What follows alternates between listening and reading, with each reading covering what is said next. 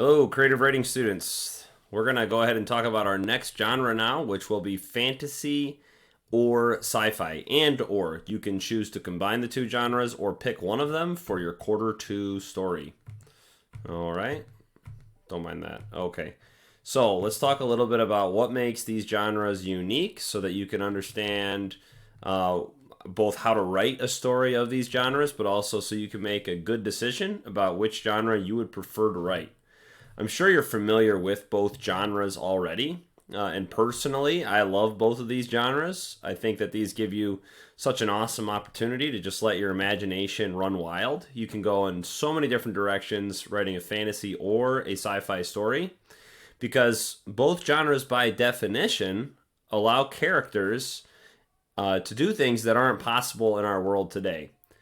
In science fiction stories, your characters can go on adventures to the farthest reaches of the universe. They can journey through black holes and discover whatever is going on inside of a black hole. They can cut through wormholes. Maybe they can create wormholes to make shortcuts through the universe. You can have encounters between humans and aliens. You can have time machines, cloning machines. You can have teleportation devices. Because what science fiction is defined as is a story in which there are futuristic technologies which give people abilities that we do not have today. So science fiction is defined as a genre that has a prominent role for futuristic technologies that you, the author, gets to create. And of course, there are a lot of science fiction stories about really fast spaceships, about teleportation, time machines, and you could do a lot of fun things with those plots. But I encourage you, if you're going to do a science fiction story, and let's say you're going to include a really fast spaceship, and your characters are traveling throughout the whole universe, going on adventures, or maybe your story has a time machine. I know a lot of sixth graders wrote time machine stories last year. Incorporate or include something in your story that hasn't been done before. If you're going to do something that's kind of a common science fiction plot, do something unique with it, okay? So make your time machine unique for some reason. You never want to write something that's been written before. So try to find a way to make it your own and put your own spin on whatever sort of technology your science fiction story might have in it. Okay, so that's science fiction. Fantasy also allows your characters to do things that can't be done in the real world, but fantasy makes these impossible things possible by giving the characters some sort of power that isn't possible in our world today. Okay, so that power could be something as simple as characters having the ability to speak to animals, fantasy, you could have perhaps a universe where people can interact with plants and talk with plants, or you can give your characters the ability to fly. You could give your characters the ability to read minds. You could give your characters a lot of the same abilities that, sci-fi, where technology gives people abilities. In fantasy, there's just kind of more like magic that gives people these abilities. Like maybe someone has the magical power to travel through time and solve major problems by going back in time and maybe trying to stop those problems before they ever even started, So fantasy has sort of a magical power or some sort of power source that isn't real in the real world, and then sci-fi, we have technology that isn't real in the real world, okay? So once again, science fiction is defined by advanced technology, so if you find that interesting, maybe that's the direction you want to go. You want to have a story with robots or spaceships or time machines. And in fantasy, you can create some sort of power that isn't possible in the real world. And you should think, okay, well, what thing do I want the most, Because when you write, you get to go on a little vacation from the real world. Your brain gets to go explore a whole new world, and you get to be the one who designs everything about that world. Fantasy and sci-fi give you the ability to go in your brain to some brand new planet that you get to create. So in your fantasy or sci-fi story, try to include things that would be the absolute most amazing thing that you could ever dream of, and you can put that into your story. Don't make it at all boring, make it as cool and as amazing and inspiring and fun as you want. You're the one who gets to decide how awesome your story is. So don't settle for kind of cool. Make your story as absolutely cool and breathtaking as possible. Now, in a lot of fantasy stories, there is a plot in which there's a super, super bad antagonist, which means like bad guy or bad girl, versus a really, really good hero. Okay, so there's a very common theme of good versus evil in fantasy stories. And that makes one of the fun parts about writing a fantasy story is designing the antagonist. You know, just look at this picture here. This antagonist looks like pure evil. He's got spikes coming out of his shoulder pad. He has horns. He's all black. You can't even see his eyes. Just looks like pure evil. And that's kind of one of the fun parts of writing fantasy is you get to create this villain who's pure evil and then create a hero who is brave enough to defeat them and save the whole world. In science fiction, there's usually not such a clear-cut plot of good versus evil. There's just usually more complicated plots. It's not just a good versus evil story. Once again, if you're writing science fiction, you're going to need to imagine at least 3 types of technology that don't exist in the world today. If you're writing fantasy, one of the really fun opportunities you have is to design a whole world with its own unique societies and nations and history. So I love writing both these genres, but most of the stories that I write are fantasy. And when I sit down to pre-write a fantasy story, the first thing I like to do is build a map of the world where my characters live. And because I'm filming this at home, I can actually show you a few of the maps because I'm sitting here at my writing desk. So I'll show you a couple of the maps I've drawn for fantasy stories I've written. I mentioned my Shenga Warrior book series that I wrote. And this is one of the maps at one of the periods of that society. And then this is a map from that society because it's the same land, but the borders kept changing because these books take place over like thousands of years. So the reason I like writing maps is, one, I like geography. When I see maps, I always think about the history that created the different borders on those maps. And I always like to think that everywhere you see a different nation, you have its own culture, you have its own customs, you have its own style of government. So I think maps always tell a story. And if you're writing a story, I think maps are a good way to get started. So I'll show you a few examples of fantasy maps. And if you choose fantasy as your genre, rather than design technology, I'm going to have you design a detailed map of the world your characters live in. Okay?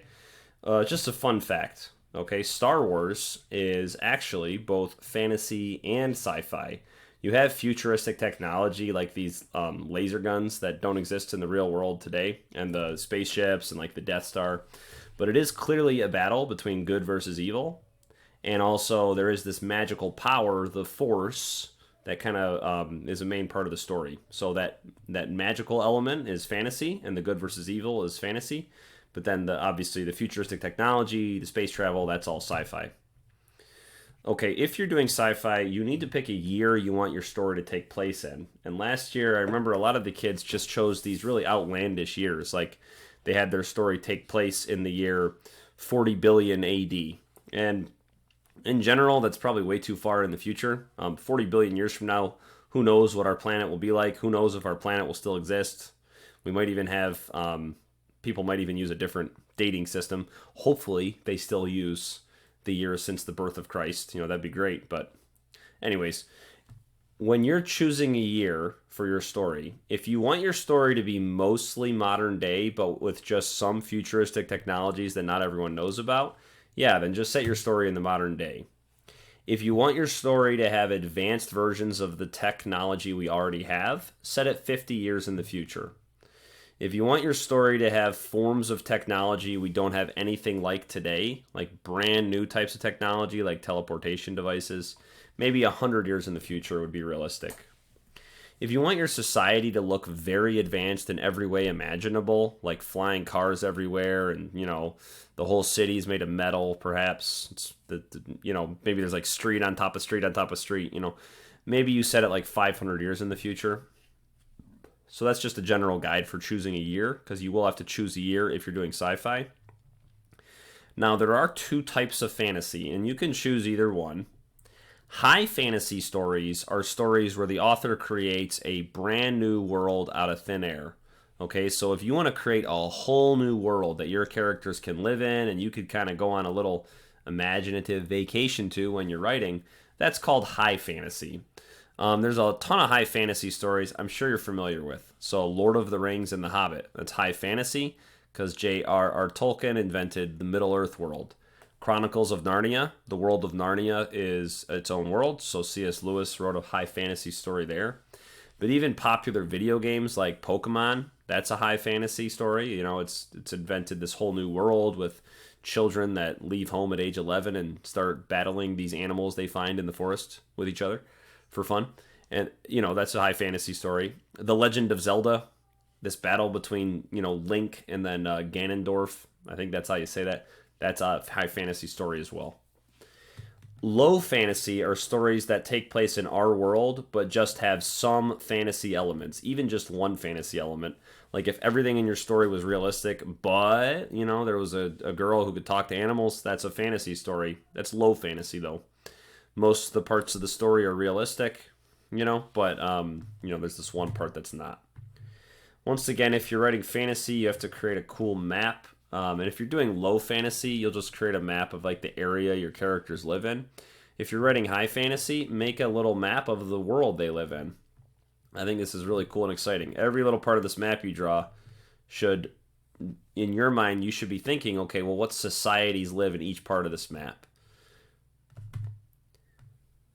These are all just fictional maps. Well, obviously they're fictional, but these aren't connected with any particular stories. These are just general maps. This is actually the map of the Aragon book series. It's a really cool high fantasy story about people who ride dragons would be the simplest way to like summarize it, but it's obviously a lot more complicated than that. This is from the fantasy story series, A Wizard of Earthsea, and this just shows you you know, don't be boring. You know, you can do anything you possibly want. So in A Wizard of Earthsea, you have an archipelago, so a collection of tiny little islands, and you can see each one of these tiny little islands is its own society with its own culture. But there are these wizards that kind of protect the islands from monsters from taking over. So, you know, like this is creative. You know, no one's ever done something like this before. An archipelago, where sailing from island to island is a big part of the story. How do you want to build your world? Make it as unique as you possibly want it to, you know? And if you're doing sci-fi, maybe your story takes place on like here, like I'm looking at this picture here. Maybe your story's on one moon, and then there are these 3 other moons that orbit a gas giant, and all those moons have their own little culture. And I don't know, what kind of crazy interactions are they going to have? What kind of conflicts are they going to have? What kind of crises do they have to face? Maybe all 4 of the moon societies dislike each other until an asteroid's coming to destroy this one, and then the other ones have to decide, are we going to let it get destroyed, or are we going to try to help them? You know, don't take my idea. Don't write a story about that. All right, so last thing here. All right, don't write a story that's solved primarily through violence. Those are boring anyways, and generally they're not school appropriate. Your characters should solve their problems using intelligence, being clever. That's going to be a more interesting story. So we're not going to have violence be a big part of our stories, okay? And then also, no matter what genre you write, don't be afraid to incorporate your values. You know, if you have strong beliefs about how people should treat others, especially values that are, you know, emanating out of your Christian faith and your Catholic beliefs, don't be afraid to include those values in your story. Just because you're not used to stories being written where characters pray doesn't mean they can't pray in stories. It's just because the books you've read probably weren't written by Christians. So the characters in your story can and should reflect your values, so don't be afraid to include those. Great authors like C.S. Lewis and J.R.R. Tolkien, they weren't afraid to do that. Chronicles of Narnia has a lot of Christian values, and C.S. Lewis also wrote sci-fi stories that did the same thing. All right? So, Miss Wenglars has... And actually, for Mr. Campbell, too, because your class will watch this video as well. Your teachers have these worksheets, and you can choose if you want to do sci-fi or if you want to do fantasy. And it's slightly different for each one. On the one hand, you're both going to start off by summarizing your whole story in one sentence. That forces you to really think about the most important parts of your story. Second, think about why I should like your character. What's the most likable thing about your main character? All right? that forces you to think about that main character element you want your reader to know about. For number 3, you're going to list 3 details that either make your story sci-fi or make your story fantasy, okay? So 3 things that'll be in your story that define it and make it a part of that genre. Here's where they start to differ. For number 4, if you're doing fantasy, you're going to draw a detailed map of the world your story takes place in. And if you're doing sci-fi, you're going to create a detailed labeled diagram with pictures and words of one futuristic technology that will be a big part of your story. This technology should be important to the plot, so that if the characters didn't have that technology, the plot couldn't really happen. So design that technology and like label with words all the parts of it. And then if you're doing sci-fi, pick a year you want your story to take place in and write why. You should try to use at least half of these lines here, okay? That's always a rule of thumb in school. You should try to use half the lines that are provided to you. Now, because big bad antagonist is a big part of fantasy, if you're doing fantasy, draw the antagonist, the bad guy or bad girl, and list internal traits, which are personality traits that can't be seen but can be inferred when you get to know someone. All right? Draw the bad person and then describe their internal traits here. On the back, you're listing the events in the story. This is just like what we did for the first story. List the events. Each one of these boxes, the characters should be doing something distinct from the other boxes. All right? Each box should be a distinct event. This is due not next week, but it is due the week after for Miss Weglar's class. So Miss Weglar's class, you can go to the top of this right now and you can write due November 22nd. Okay? Mr. Campbell's class, okay, fine, I'll give you all 2 weeks too. So Mr. Campbell's class, this is due November 25th, the week of Thanksgiving. All right, so you have this class period to work on it. You'll have all a next class period to work on it. Don't be afraid to get ahead, because then you can start drafting early. All right, have fun. Remember, don't write something boring. Make it as interesting and awesome as it possibly can be, and write something that's never been written before. Okay, God bless you. See you later.